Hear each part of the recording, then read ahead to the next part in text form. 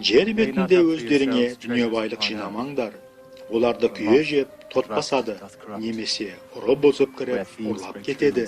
Қайта, өздеріңе байлықты көкте жинаңдар. Сол жерде оны не күйе жемейді, не тотта баспайды. Ұры да бұзып кіріп, ұрлап кетпейді. Байлықтарың қайда болса, жүректерің де сонда. Құдай өздеріңе үкім шығармас үшін сендер басқаларға үкім айтпаңдар. Себебі басқаларға қандай үкім айтсаңдар, өздеріңе де сондай үкім шығарылады. Сендер өзгелерге қолданған өлшем, өздерің үшін де қолданылма.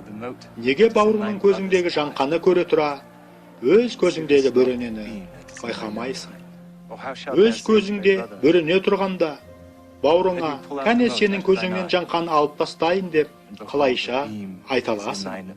Әй, екі жүзді, әуелі өз көзіңнен бөренені алып таста, бауырыңның көзіңдегі жаңқаны содан кейін анық көріп алып тастарсың.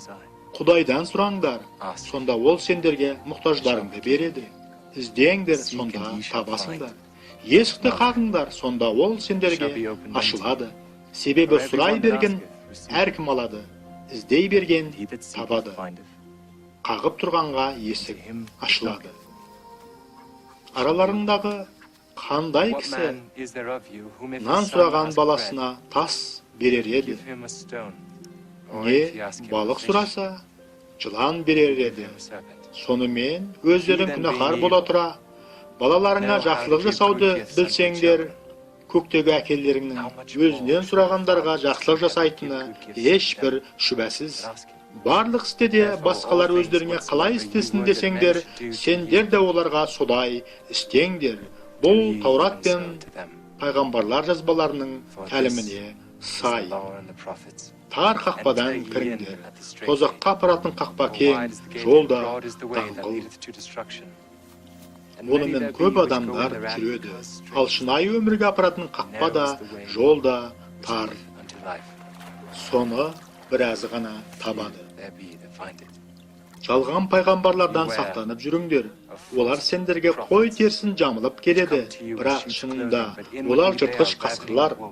Оларды жемістерінен танисыңдар. Шомырттан жүзім ошағаннан өрік жинамас. Сол секілді әрбір жақсы ағаш жақсы жеміс, ал жаман ағаш жаман жеміс береді. Жақсы ағаш нашар жеміс, нашар ағаш жақсы жеміс бере алмайды ғой. Ал жақсы жеміс бермейтін әр ағашты кесіп тастап, отқа жағады.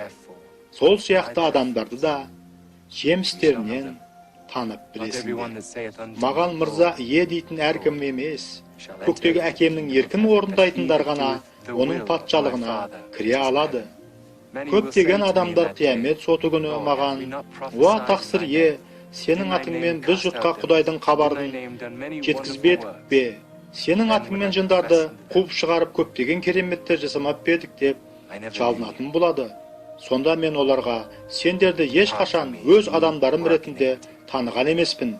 Әділетсіздік істегендер, менен аулақ кеттіңдер деп ашық айтамын. Осы айтқандарымды тыңдап, оларды орындаған әркім үйін берік тастың үстіне қалап салған көреген адамға ұқсас болады. Жаңбыр жауып, өзендер тасып, дауыл тұрып, үйді соққылағанда ол құламайды. Себебі оның іргетасы берік тасқа қаланған. Алайда осы айтқандарымды естісе де, орындамаған әркім үйін құм үстіне салған ақымаққа ұқсайды. Жаңбыр жауып, өзендер тасып, дауыл тұрып, үйді соққылағанда ол опырылып құлап қалады.